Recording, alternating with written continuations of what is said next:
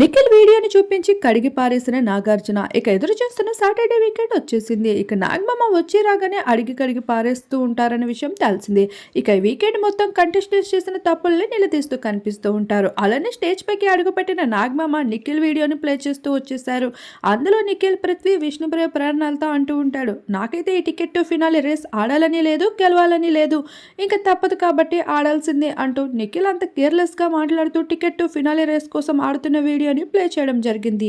ఇక ఆ మాటలకి నిఖిల్ అయితే ఇలా అనడం జరుగుతుంది, సార్ నాకైతే టికెట్ టు ఫినాలి అంటే రెస్పెక్ట్ లేకపోవడం కాదు, కానీ ఇది నేను కష్టపడి గెలుచుకున్నా నాకు ఆడియన్స్ ఓటింగ్స్తోనే ముందుకు వెళ్ళాలని ఉంది. ఒకవేళ నేను ఇది గెలుచుకొని వెళ్ళిపోయినా ఇప్పటి వరకు ఓటింగ్స్లో సరిగ్గా లేని నేను ఇక పైన కూడా ఉండకపోతే విన్ అయ్యే అవకాశం చాలా తక్కువగా ఉంటుందనే ఫిలాసఫీని నేను కూడా ఫాలో అవుతున్నాను అంటూ ఇక ఆ మాటలు విన్న నాగార్జున అయితే, నువ్వు ఎలా అనుకున్నా టికెట్ టు ఫినాలి రేస్లో చాలా అద్భుతంగా పర్ఫామ్ చేసావయ్యా, సబాస్ అంటూ నిఖిల్ని ప్రశంసిస్తూ వచ్చేశారు మొత్తానికి నాగమామ.